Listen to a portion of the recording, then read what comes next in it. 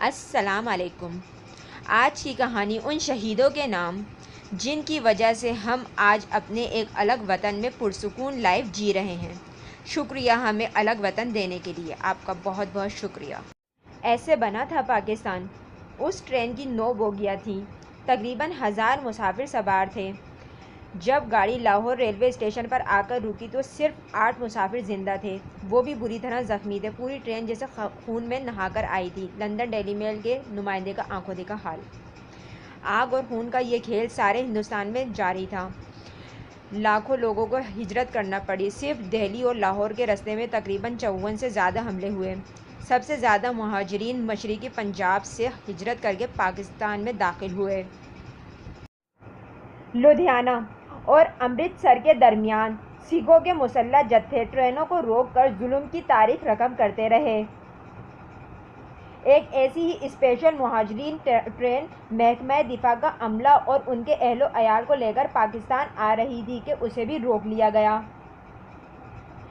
نہ جانے کتنی عورتوں کو اغوا کیا گیا۔ جب خون کا دریا عبور کر کے یہ ٹرین پاکستان پہنچی تو اس میں 459 لاشیں ملیں۔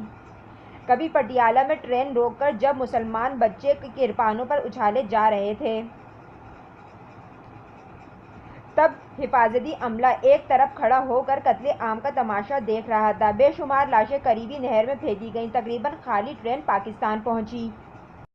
ہندوؤں کی وحشت و بربریت کا اندازہ لگائیں۔ جب مہاجرین کی آمد کا سلسلہ جاری تھا اور قیام پاکستان کے بعد پہلی عید آئی تو ایک مال گاڑی لاہور اسٹیشن پر آ کر رکی، جس کی ایک بوگی میں بچوں کے سر اور عورتوں کی کٹی ہوئی چھاتیوں کا ڈھیر لگا ہوا تھا اور بوگی کے باہر لکھا ہوا تھا، پاکستان کے لیے عید کا تحفہ۔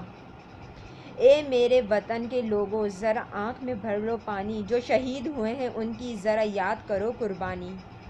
اگر آپ کو میری یہ سٹوری پسند آئے تو میرے چینل کو سبسکرائب کیجئے، لائک کیجئے، میری سٹوریز شیئر کیجئے اور بیل کے آئیکن کو دبا دیجئے تاکہ آپ کو اس طرح کی لیٹسٹ اپڈیٹس اور سٹوریز ملتی رہیں۔ شکریہ۔